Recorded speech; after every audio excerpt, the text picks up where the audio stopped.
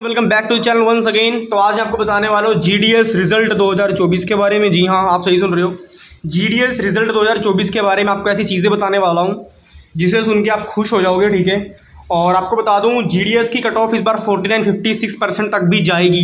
जी हाँ, आप सही सुन रहे हो, ये एक नोटिफिकेशन के थ्रू हमें पता लगा है कि 14% वालों का भी सिलेक्शन हो सकता है, 56% वालों का भी सिलेक्शन हो सकता है। जिनके 10th क्लास में 56% भी होंगे उनका भी हो सकता है, ऐसा कहा जा रहा है। अभी आपको बताऊंगा बिल्कुल एग्जैक्ट क्या ये खबर सच है झूठ। आगे देखो, Indian post GDS cut off 2024 के बारे में हम बात करेंगे, हर एक बात हम डिटेल में करेंगे। ठीक है, कोई दिक्कत परेशानी होगी नहीं, आपके सारे डाउट आपके मैं सॉल्व कर दूंगा। ठीक है, पोस्ट ऑफिस जीडीएस रिजल्ट जो 2024 का आने वाला है उसके बारे में डिस्कस करेंगे और आपको बताएंगे जो जीडीएस की वैकेंसी है वो कौन से स्टेट में ज़्यादा अच्छी है। ठीक है, कौन से स्टेट में कॉम्पिटिशन कम है। देखो, सबसे ज़रूरी होता है जिसमें कंपटीशन कम हो। अगर कंपटीशन कम होगा तो क्या होगा, सीट मिलने के चांसेस ज़्यादा होंगे, इतना हमें पता है। अब सपोज़ करो यहाँ पर 100 सीटें हैं और इसके लिए 5000 बच्चा फॉर्म भरा है। ठीक है, और 5000 में से 2000 हैं जिनके 90% है, तो क्या होगा, सीट तो 100 है ना, तो वो कौन से उठाएंगे, जिनके 95% है उन्हें ये सीट मिलेगी। 100 जिन 100 बच्चों के 95% होंगे उन्हीं 100 बच्चों के सीट मिलेगी। तो मेन समझने वाली यही बात है कि आपको वो स्टेट चूज़ करना है जहाँ पर कंपटीशन कम हो और सीटें ज़्यादा हों। हर एक चीज़ डिस्कस करेंगे। ठीक है, और आगे बात करते हैं कि वीडियो को अंत तक देखना, क्योंकि अगर आपने वीडियो को स्टार्टिंग से ही स्किप करके देख लिया या बढ़ा के देख लिया तो फिर आपको मज़ा नहीं आएगा, समझ भी नहीं आएगा, और समझ नहीं आएगा तो ऑब्वियस इंटरेस्ट नहीं बनेगा, और अगर इंटरेस्ट नहीं बनेगा तो पल्ले कुछ पड़ेगा नहीं। इसीलिए वीडियो को लास्ट तक देखें। और आपको बता दूं, जितने भी अपने नए एस्पिरेंट्स हैं वो चैनल को सब्सक्राइब कर लें। इसमें आपको नोटिफिकेशन के साथ साथ आपको जीके की कंप्लीट पीवाईक्यू प्लेलिस्ट मिलती है जो कि मोस्ट इंपॉर्टेंट है। ठीक है, मोस्ट इंपॉर्टेंट है। अगर आप एसएससी की तैयारी कर रहे हो, एमटीएस की तैयारी कर रहे हो, सीएचएसएल की तैयारी कर रहे हो, उसके बाद सीजीएल की तैयारी कर रहे हो, तो सीजीएल लेवल के मैंने मोस्ट इंपॉर्टेंट पीवाईक्यू डाले हुए हैं। ठीक है, वो अलग बात है कि मैं कॉपी पेन पढ़ाता हूँ, ये मत समझना कि कॉपी पेन पढ़ा रहा हूँ तो आप ऐसे ही कुछ डाल दूंगा, बिल्कुल भी नहीं।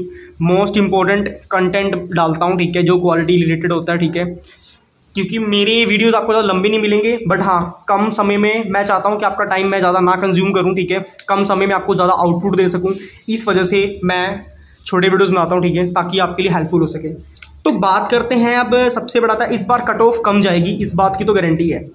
क्यों कम जाएगी उसका मैं रीज़न दूंगा, हर एक चीज़ का रीज़न दूंगा, जो मैंने पॉइंट्स लिखे हैं आपको सब कुछ क्लियर कर दूंगा। तो अब देखो, जिन्होंने कोरोना टाइम में 10th क्लियर करी है उनके तो आए हैं 100%।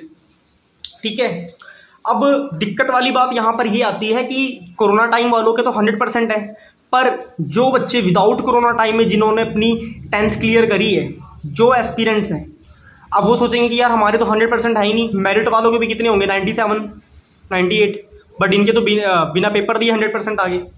तो इसमें क्या हुआ, इस बार जो कोरोना टाइम वाले बच्चे थे उन्होंने पेपर सिर्फ 40% बच्चों ने भरा है, बस सिर्फ 40% बच्चों ने पेपर भरा है। कौन से, कोरोना वाले बच्चों ने, और बाकी का जो 60% है वो आप लोगों ने ही भरा है। तो इसीलिए कह रहा हूँ इस बार कट ऑफ कम जाएगी। ठीक है, आई होप आपको ये कॉन्सेप्ट क्लियर हो गया होगा। कईयों को लग रहा होगा कि भगवान ये 100% लेके जा रहे हैं, हमारे तो इतने है ही नहीं। कईयों के 85 होंगे, 98 होंगे, है ना, कईयों के 85% होंगे, 97 होंगे या 90 होंगे, तो वो लोग सोच रहे होंगे कि हम 100 वालों से तो पीछे ही हैं। तो इसमें आपको बता दूं, डरने की कोई बात नहीं है। ठीक है, इस बार कट ऑफ कम जा रही है। ठीक है, और जो 10th वाले हैं वो उन्होंने सिर्फ 40% ही फॉर्म भरा है, 60% आप ही की सीटें हैं। ठीक है, तो घबराने की कोई दिक्कत है नहीं। अब आपको कमेंट करके जरूर बताना है कि आपने कौन से राज्य से फिल करा है। ठीक है, कौन से स्टेट में आपने भरा है फॉर्म, तो मैं आपको कमेंट करके बता दूंगा कि आपकी सीट अलॉट हो सकती है, नहीं हो सकती है। अपनी परसेंटेज ही मेरे को बता देना। ठीक है, आपको अपने 10th की परसेंटेज ही बतानी है। किसमें बतानी है, कमेंट सेक्शन में। ठीक है, अगर आप मुझे कमेंट करके बता दोगे तो मैं आपको कमेंट का रिप्लाई कर दूंगा। ठीक है, कि आपकी सीट अलॉट हो सकती है इस स्टेट में या नहीं स्टेट हो सकती। ठीक है, तो मैं आपकी हेल्प कर सकता हूं। तो आप मुझे अपना नाम, अपना वो स्टेट और अपनी परसेंटेज बता देना, हो सके तो अपना नाम भी बता देना, कोई दिक्कत नहीं है। ठीक है, आपको मैं बता दूंगा, उसका रिप्लाई कर दूंगा कमेंट का। तो देखो बच्चों, सीधी सी बात है, आपको बता दूं, सबसे पहले इधर फोकस करो। आपको सारी लिस्ट चेक करनी है, और लिस्ट चेक करने का मेन रीज़न ये बनता है यहाँ पे कि मल्टीपल स्टूडेंट्स होते हैं जिन्होंने फॉर्म फिल करे होते हैं, और आपको पता है अपनी इंडिया में 28 स्टेट्स हैं, और 28 स्टेट्स की ऐसा तो है नहीं कि एक ही लिस्ट में आपको सब कुछ मिल जाएगा, बिल्कुल भी नहीं। अगर 28 स्टेट हैं तो कम से कम नहीं तो उनकी 30+ लिस्टें बनेंगी, 30+ लिस्टें बनेंगी, ठीक है। और उसके बाद जो उनकी कट ऑफ बनेगी, और कट ऑफ की कम से कम नहीं तो 12 लिस्ट तो निकलेंगी, कट ऑफ की 12 लिस्ट निकलेगी। जो सिलेक्टेड कैंडिडेट होंगे, जो सिलेक्टेड होंगे, उनकी कम से कम 12 लिस्टें निकलेंगी। बहुत से बच्चे गलती क्या करते हैं, वो पहली लिस्ट देखेंगे, क्योंकि पहली लिस्ट में सबसे ज़्यादा हाई कट ऑफ होती है। पहली लिस्ट में उन्हीं का नाम आता है जिनकी सबसे ज़्यादा हाई कट ऑफ होती है। तो होता क्या है इसमें, जिनकी पहली लिस्ट में नाम आ जाता है वो तो खुश रहते हैं, पर जिन बच्चों का पहली लिस्ट में नाम नहीं आता है वो क्या करेंगे, वो छोड़ नहीं देंगे, वो सेकंड लिस्ट को चेक करेंगे, ठीक है। सेकंड लिस्ट में क्या होगा, पहली लिस्ट से थोड़ी कम कट ऑफ होगी। उसके बाद थर्ड लिस्ट में होगी मीडियम कट ऑफ जाएगी। समझ रहे मेरी बात।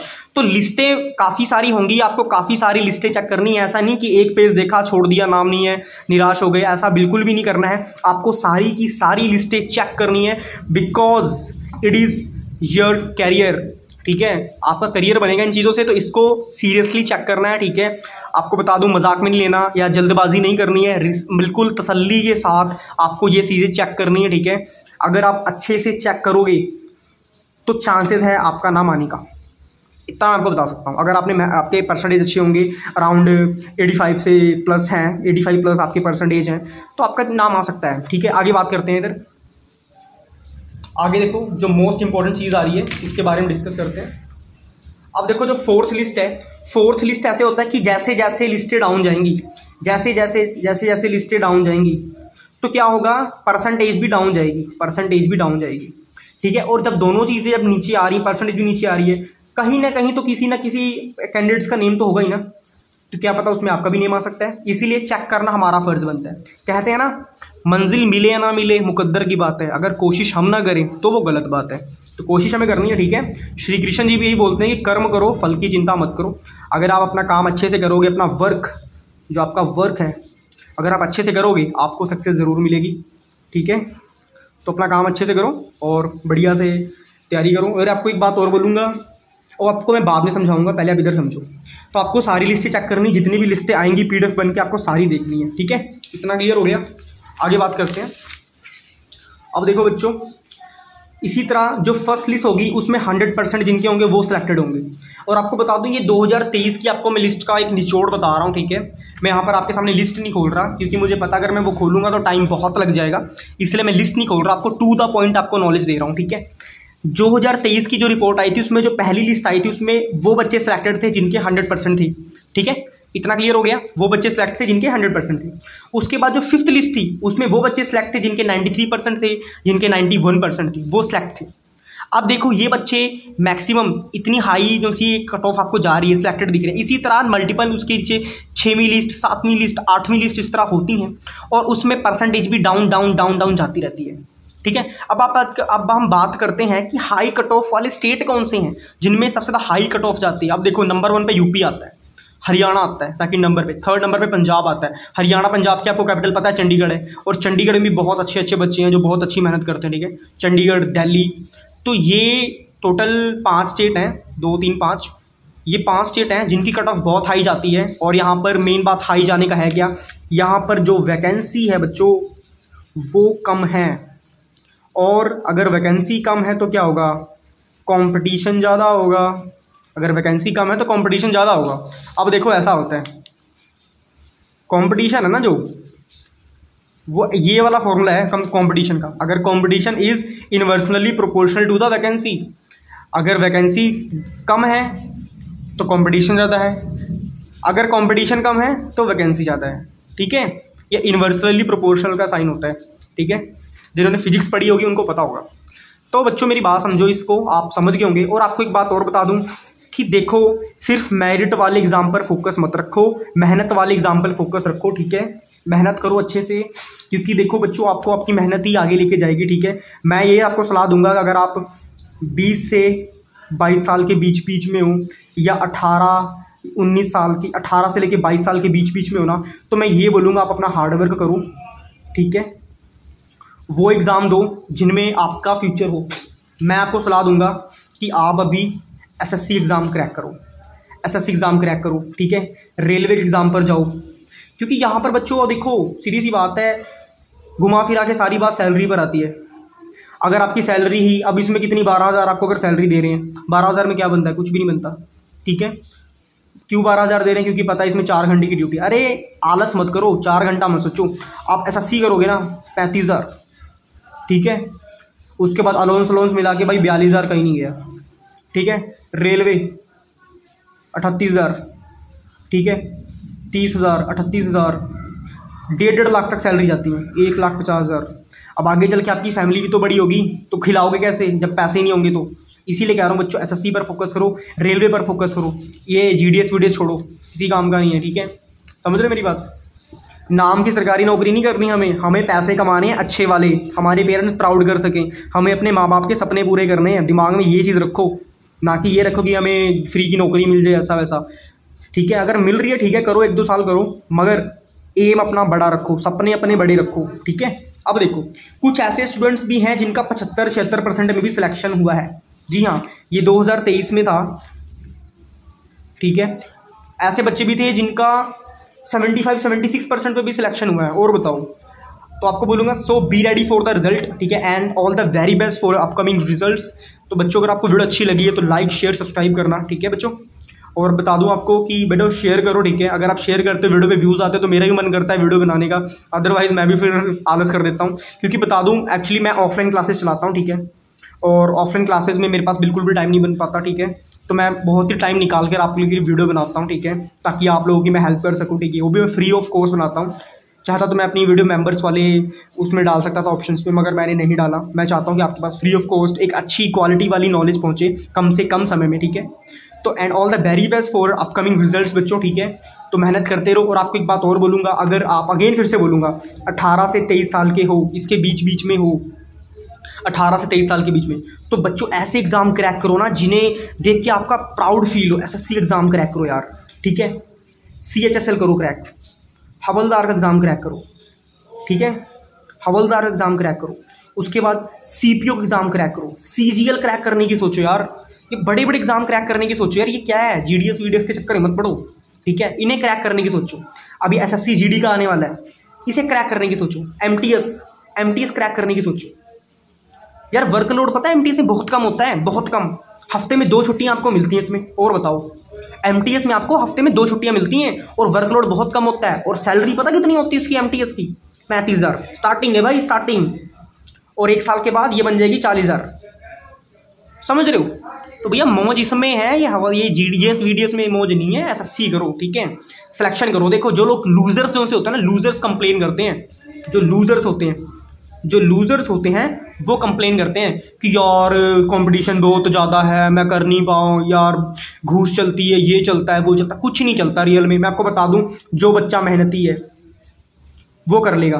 देखो आपको ना 60,000 सीट, जो आपको 9,500 सीटें हैं, 9,500 सीटों में से सिर्फ आपको एक ही सीट लेनी है। कौन सी? आपको 9,500 की 9,000 सीटें लेनी है। तो आपको एक सीट लेनी है ना, तो आज आपको एक सीट लेनी है, आपको सिर्फ एक सीट के लिए मेहनत करनी है।